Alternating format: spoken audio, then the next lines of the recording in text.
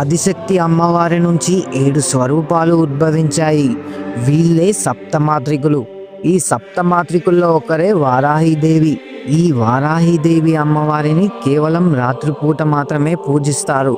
ఈ అమ్మవారి ఆలయాలు కూడా పగటిపూట మూసివేయబడి ఉంటాయి. అయితే ఈ వారాహీదేవి ఎవరు, ఎలా జన్మించారు, ఎందుకని రాత్రిపూట మాత్రమే పూజిస్తారు, ఈ అమ్మవారి భర్త ఎవరు, ఈ అమ్మవారిని ఎవరు పూజించవచ్చు, ఇలాంటి విషయాలతో పాటు వారాహీదేవి పూర్తి కథని ఈ వీడియోలో నేను చెప్తాను. చాలా ఇంట్రెస్టింగ్గా ఉంటుంది, స్కిప్ చేయకుండా చూడండి. మాది ఒక చిన్న రిక్వెస్ట్, మా ఛానల్ని సబ్స్క్రైబ్ చేసుకోకపోతే వెంటనే సబ్స్క్రైబ్ చేసుకోండి. దయచేసి ఒక లైక్ చేయడం మాత్రం మర్చిపోకండి. వారాహి అమ్మవారి గురించి మన హిందూ గ్రంథాల్లో చాలా పురాణాల్లో ఉన్నది. వాటిల్లో దేవి భాగవత పురాణంలో రక్తబీజుడు అనే రాక్షసుడు దేవుళ్లను మనుషుల్ని సంహరిస్తూ రెచ్చిపోతూ ఉంటాడు. అప్పుడు దేవతలందరూ పార్వతీదేవిని సహాయం కోరగా పార్వతీదేవి దుర్గమాత రూపంలోకి మారి రక్తబీజుడితో యుద్ధం చేయడానికి బయలుదేరుతుంది. అయితే దుర్గమాత రక్తబీజుడితో యుద్ధం చేస్తున్నప్పుడు రక్తబీజుని గాయపరచడం వల్ల రక్తబీజు శరీరం నుంచి ఒక రక్తపు బొట్టు నేల మీద పడింది. కానీ ఆ రక్తబీజుడికి ఒక వరం ఉంది. అదేంటంటే తన రక్తపు బొట్టు నేల మీద పడిన ప్రతిసారి మరొక రక్తబీజుడు ఉద్భవిస్తాడు. దానివల్ల రక్తబీజుడిని ఎన్ని మంది చంపాలని చూసినా ఆ రక్తబీజుడు రక్తం నుంచి వేల మంది రాక్షసులు పుట్టుకొచ్చేవాళ్ళు. అలా రక్తబీజుడిని చంపడం అసాధ్యమైంది. అప్పుడు రక్తబీజుడి సంహారం కోసం దుర్గాదేవి తన దేహం నుంచి సప్తమాత్రికులను పుట్టించింది. సప్తమాత్రికులు అంటే 7 అమ్మవాళ్ళు. ఈ 7 అమ్మవాళ్ళు కూడా దుర్గాదేవి యొక్క స్వరూపాలే. కానీ ఈ సప్తమాత్రికులకు తాంత్రిక శక్తులు ఉంటాయి. ఈ సప్తమాత్రికులు ఎవరంటే బ్రాహ్మిణి, వైష్ణవి, మహేశ్వరి, ఇంద్రాణి, కౌమారి, వారాహి, ఇంకా చాముండి. అప్పుడు ఈ 7 అవతారాలు కూడా రక్తబీజుణ్ణి సంహరించడంలో సహాయపడ్డాయి. అయితే ఈ వారాహీదేవి రక్తబీజుణ్ణి సంహరించేందుకు చాలా ఉగ్రరూపమైన ధరించి శత్రువుల శవాల మీద కూర్చొని తన పదునైన దంతాలతో అన్ని రాక్షసులను సంహరిస్తూ ఉంది. ఆ తర్వాత రక్తబీజుడు దుర్గాదేవితో ద్వంద్వ యుద్ధానికి పిలవడంతో ఈ 7 స్వరూపాలు కూడా దుర్గమ్మలో తిరిగి కలిసిపోయి రక్తబీజుణ్ణి సంహరించినట్టు దేవి భాగవతంలో ఉంది. ఇలా జరిగిన తర్వాత భాగవత పురాణంలో హిరణ్యాక్షకుడు అనే రాక్షసుడు భూదేవిని చాలా చిత్రహింసలు పెడతాడు.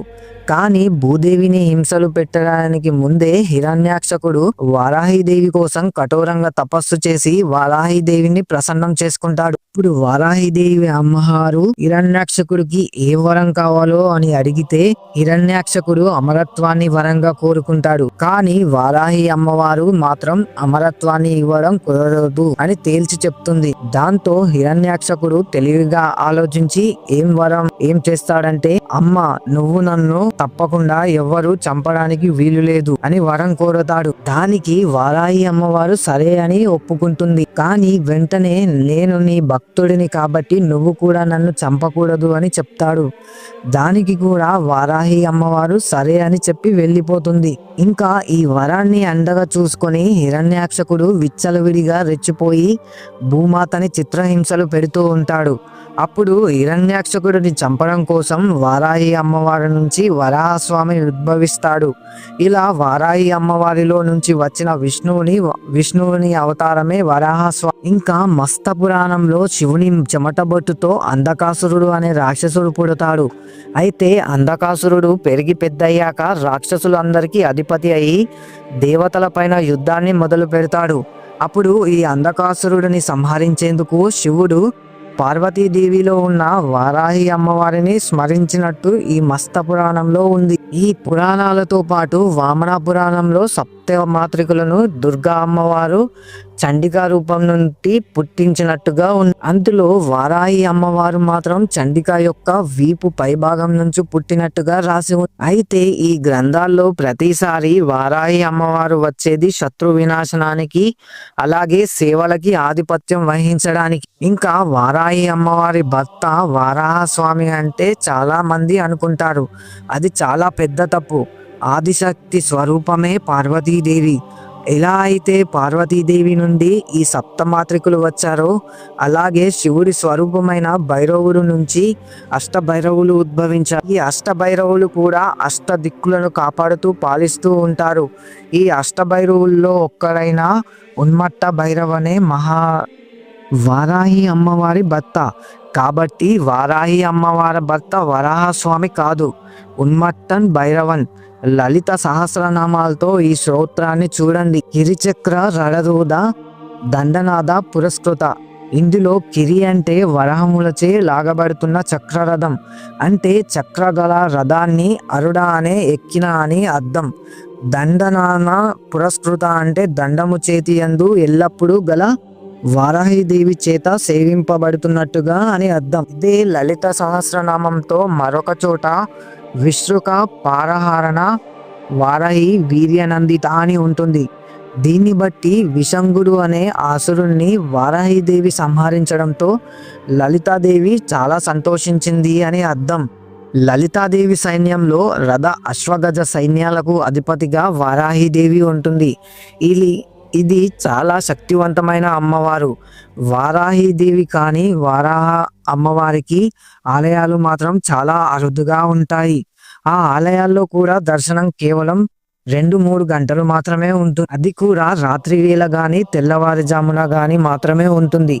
ఎందుకంటే మిగిలిన సమయాల్లో వారాహి అమ్మవారు గ్రామ సంచారం చేస్తూ దుష్ట శక్తుల నుంచి కాపాడుతూ ఉంటుంది కాబట్టి. ఇక ఆఖరిలో కాశీలో ఉన్న ఉగ్రవారాహి దేవి ఆలయం గురించి చెప్తాను. ఈ ఆలయంలో అమ్మవారు పాతాళంలో ఉంటారు. ఈ విగ్రహం కూడా చాలా పెద్దది, కానీ ఈ అమ్మవారి విగ్రహాన్ని భక్తులు నేరుగా చూడడానికి అక్కడ కుదరదు.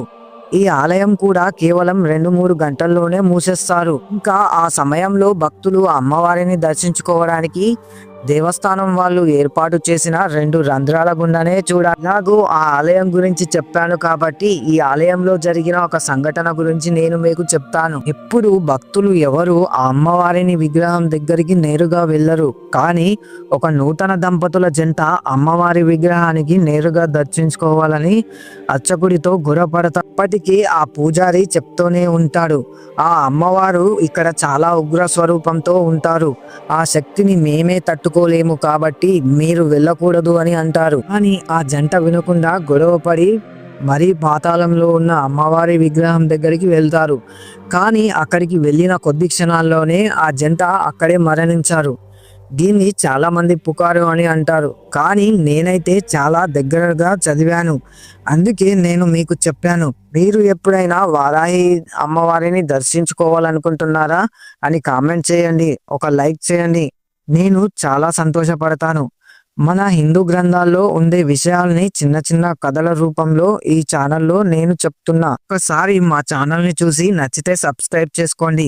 ఎందుకంటే మన గ్రంథాలని మనం తెలుసుకోకపోతే ఇంకెవరు తెలుసుకుంటారు చెప్పండి. అందరికీ నమస్కారం, జై హింద్. ఈ వీడియో మీకు నచ్చినట్లయితే ఒక లైక్ చేసి షేర్ చేయండి, అలాగే మీ ఫ్యామిలీ మెంబర్స్కి షేర్ చేయండి. ఇప్పటి వరకు మీరు మా ఛానల్ని సబ్స్క్రైబ్ చేసుకోకపోతే వెంటనే సబ్స్క్రైబ్ చేసుకోండి.